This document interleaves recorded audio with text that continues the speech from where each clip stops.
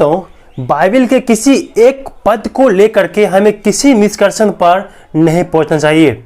अगर जो आप बाइबल को पढ़ने वाले हैं, अगर आप मसीह हैं, आप बाइबल को रोज पढ़ते हैं, तो किसी एक वचन को पढ़ करके उसका निष्कर्ष पर मत पहुंचिए। ये बहुत ज़्यादा खतरनाक साबित हो सकता है।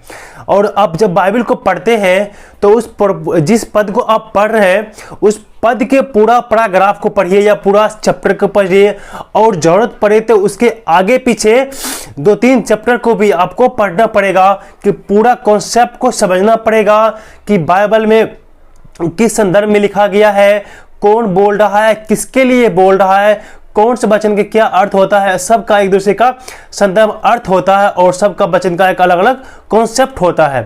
मैं ये बात आपको इसलिए बताना चाहता हूं मेरे दोस्तों कि पिछले बार एक बार जब मैंने आप लोगों के लिए वीडियो बनाया था उसमें मैंने आपको बतलाया था, ये वाला वीडियो आप स्क्रीन पर देख लीजिए, क्या मसीही लोग शुगर का मांस खा सकता है या नहीं, बाइबल के अनुसार सही है या गलत।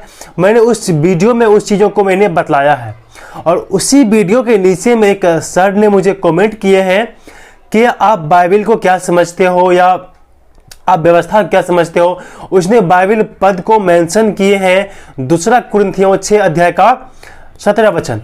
वो वचन क्या है, मैं उसी वचन को आज आपके सामने में लाया हूं वीडियो के माध्यम से। आज मैं वचन से आपसे बातें करूंगा। उस वचन का एक कुरेट जो अर्थ होता है, जो पवित्र आत्मा ने मुझे बतलाया है, वही मैं आज आपके सामने में बताने का प्रयास करूंगा मेरे दोस्तों। वो है पद 2 कुरिन्थियों 6 अध्याय का 17 वचन। इस पद को उस सर ने मुझे मेंशन किया कमेंट करके, और मैं उसी पद को लेकर के आज से मैं आपको सामने में आगे पीछे पढ़ के समझाऊंगा और समझने का प्रयास करूंगा मेरे दोस्तों।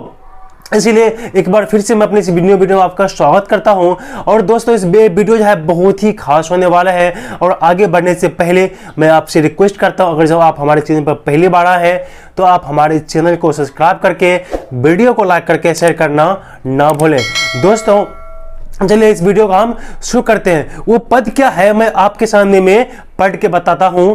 यहां पर लिखा हुआ है, इसीलिए प्रभु कहता है उनके बीच में से निकलो और अलग रहो, और अशुद्ध वस्तु को मत छुओ, तो मैं तुम्हें ग्रहण करूंगा और मैं तुम्हारा पिता होऊंगा और तुम मेरे बेटे और बेटियां होंगे।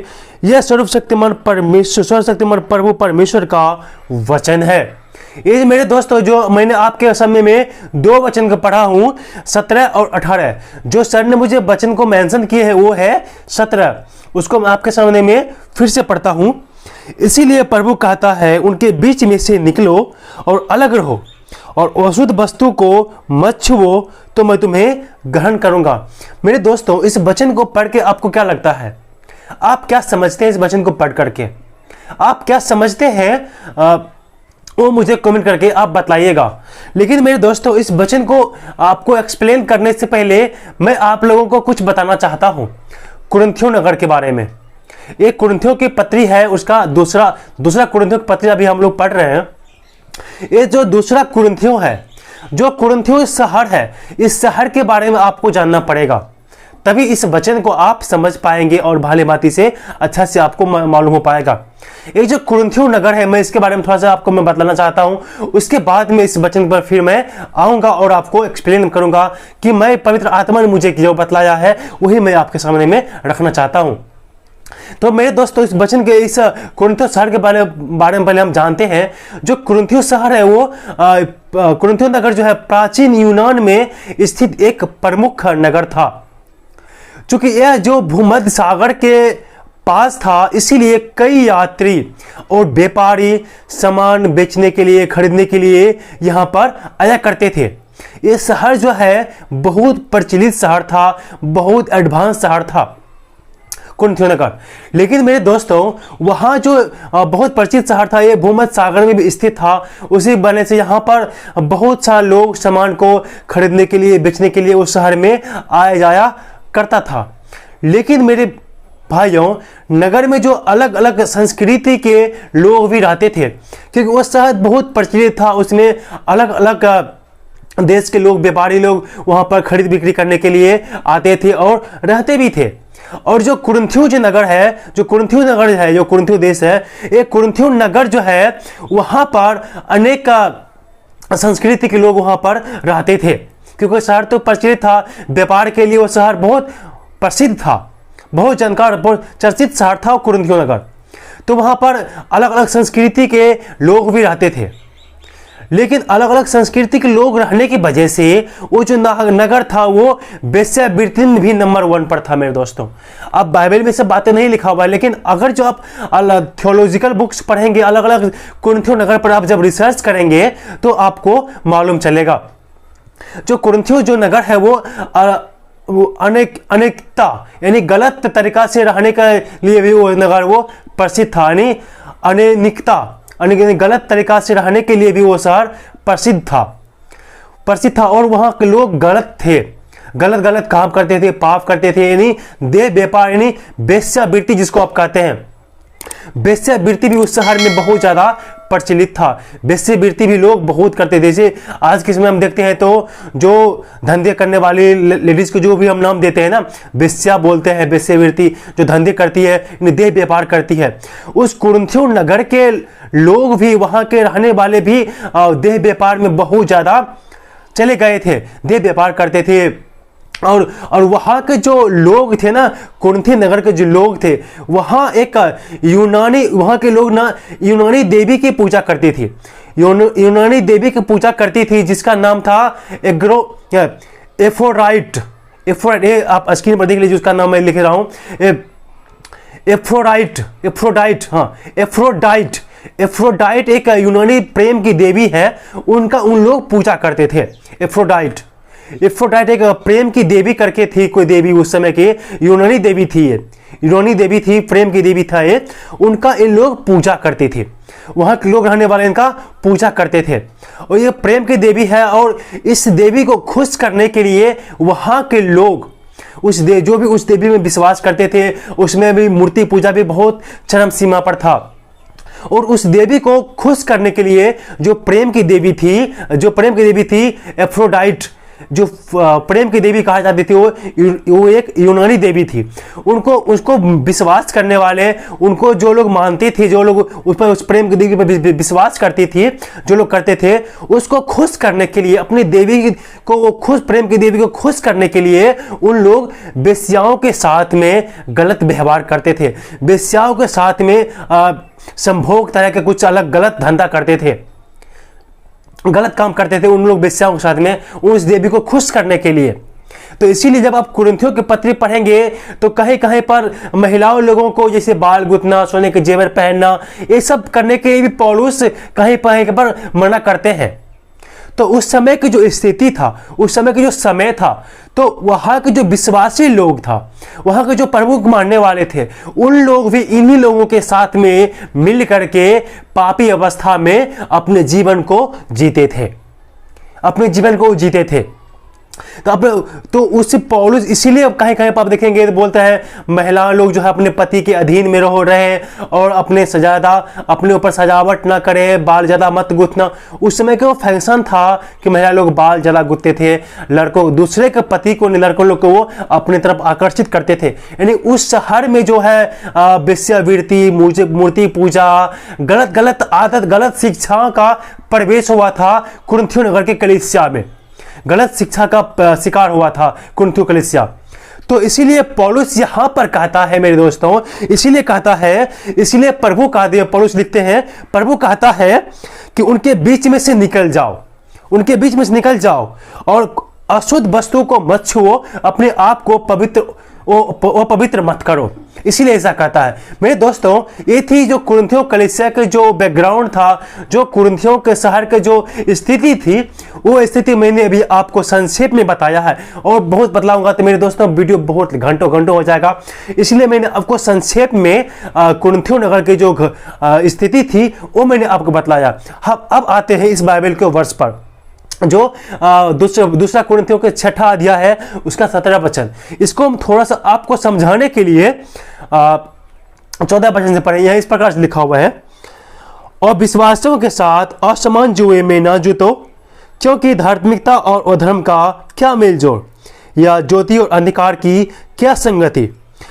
और मसीह का बलियाल के साथ क्या लगाव, या विश्वासी के साथ और विश्वासी का क्या नाता, और मूर्तियों के साथ परमेश्वर के मंदिर का क्या संबंध, क्योंकि हम तो जीवित परमेश्वर के मंदिर हैं।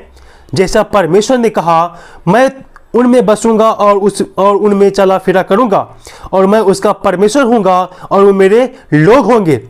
इसीलिए प्रभु कहता है, उनके बीच से निकलो और अलग रहो और अशुद्ध वस्तु को मत छुओ, और तो मैं तुम्हें ग्रहण करूंगा। यह है सच्चाई मेरे दोस्तों। जो कुरिन्थियों कलीसिया के जो थोड़ा सा इतिहास, उसका जो बैकग्राउंड मैंने आपको बताया था ना, वही चीजें यहाँ पर पौलुस अपने पत्री में उन सब को बताता है कि और विश्वासियों के साथ असमान जुओं में न जूतो और धार्मिकता और धर्म का क्या मेल जोल। वहां के जो कुरिन्थियों नगर के जो लोग थे, वहां के जो विश्वासी थे, वहां के नगर के लोगों में मिल करके वहां के विश्वासी भी गलत शिक्षा का शिकार हो गया था, और उसी के अनुसार उसी के गलत शिक्षा में उन लोग विलीन होते जा रहा था। वहां पर लोग मसीह होते हुए भी, यीशु को जानते हुए भी उन लोग पुराने रीति रिवाज और मूर्ति पूजा करने में विलीन था, मूर्ति पूजा करते था, और वेश्यावृत्ति में भी उन लोग बहुत ज्यादा विलीन हो चुके थे। इसलिए जब आप कुरिन्थियों के चैप्टर किताब आप पढ़ेंगे, उसमें कहीं कहीं मिलेगा आपको वचन में बताया है कि तुम्हारा देह पवित्र आत्मा का मंदिर है, इससे तुम अशुद्ध मत करो, इससे तुम पाप में मत गिराओ। इसीलिए यहाँ पौलुस कहता है कुरिन्थियों कलीसिया को, तुम उसके बीच में से निकल जाओ, तुम उसके बीच में से निकल आओ। तुम्हारा और उसका कोई मेलजोल नहीं है, ज्योति और अंधकार के कोई मेलजोल नहीं है, नहीं, और विश्वासी को और विश्वासी साथ में कोई नाता नहीं है। तुम उनके साथ में और शुद्ध लोगों के बीच में मत रहो, तुम उन लोगों से अलग रहो, उन लोगों से दूर रहो। कहने का मतलब है, पौलुस कहता है, तुम अपने आप को पवित्र बना के रखो, तभी परमेश्वर तुम में बसेगा और परमेश्वर का आत्मा तुम पर आएगा। अगर जो हम पाप अवस्था में रहते हैं, हम अपने आप को पवित्र नहीं करते हैं, तो परमेश्वर हमारे साथ नहीं रहेगा मेरे दोस्तों। इसीलिए पौलुस कहता है, तुम उसके बीच में से निकल आओ और शुद्ध वस्तुओं को मत छुओ। कहने का मतलब है, वहां के जो लोग थे ना, वेश्यावृत्ति में, मूर्ति पूजा करने में और अलग अलग जादू टोना में बहुत ज्यादा वो विलीन हो गया था। इसीलिए पौलुस कहता है उसे, तुम वहां से निकलो, वहां से तुम बाहर आ जाओ। मूर्ति पूजा का, और लिखा हुआ है 14वें वचन में, मूर्तियों के साथ परमेश्वर का मंदिर का क्या संबंध। आप जानते हैं, आप मसीह तो मूर्ति क्या है और परमेश्वर क्या है। हमारा परमेश्वर जीवित है, मूर्तियों से हमारा कोई संबंध नहीं है मेरे दोस्तों। इसीलिए कहता है, इस वचन का जो अर्थ मुझे पवित्र आत्मा ने मुझे बतलाया, वो मैं आपको बतला रहा हूं मेरे दोस्तों।